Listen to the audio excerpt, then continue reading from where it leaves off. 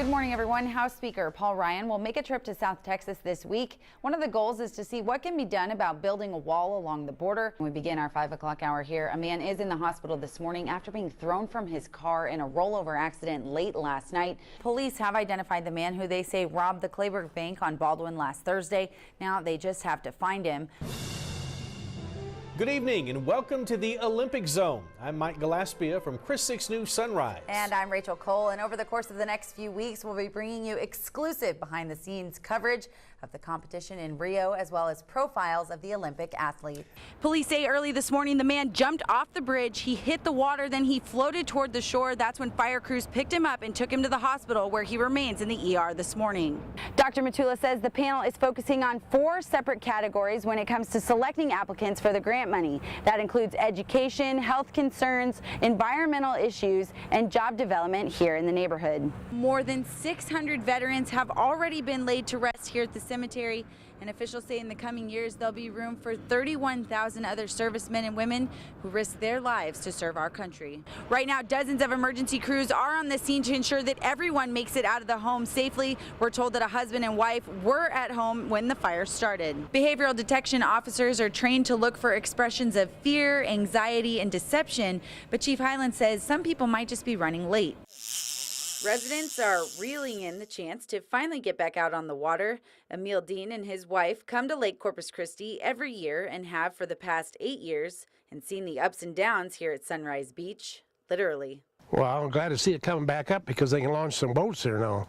Park officials say it's only Tuesday, and with lake levels on the rise like they are, by the end of the week, the boat ramp could be back open to the public. We're looking at the next 65 feet of land would be underwater within the next 2 or 3 days, so the boat ramp will be open. Plus, park manager Bert Hill says with water levels rising, crews have been busy moving buoys up and cutting the grass.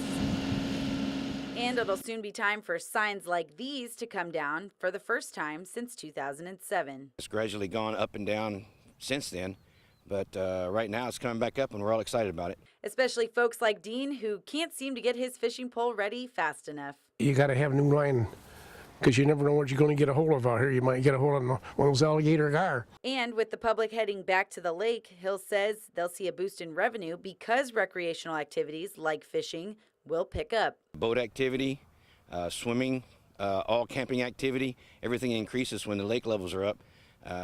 Jet skis, all kinds of watercraft activity. Rachel Cole, Chris 6 News. Thank you for giving me this chance to come and buy school stuff. 31 youngsters like 10-year-old Jasmine Miller were paired up with a Salvation Army volunteer. The kids were grateful and excited to pick out their new school clothes. It's fun to do it because you get to pick which ones you want. I have shoes that I really liked, so I got them. That's really great when you get to see the look on their face after they get to choose out what they want. That's awesome. Jesse Elizondo says the Salvation Army has teamed up with Target for the past 4 years. He and Brenda Rosas with Target agreed this shopping spree plays a big part in student success. This is actually very important for them. It's a way of the community giving back to those underprivileged students. That way they feel good about themselves on the first day of school. What are you going to wear on the first day of school?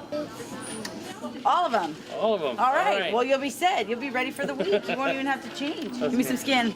Students were given $80 each to spend. The money was placed on gift cards, a dozen of which were donated by Target and the rest by Salvation Army board members. Once the shopping was over, it was time to check out. Total is $84.72. Just barely over budget, but a near $5 difference wasn't a problem. If I go over, I go over.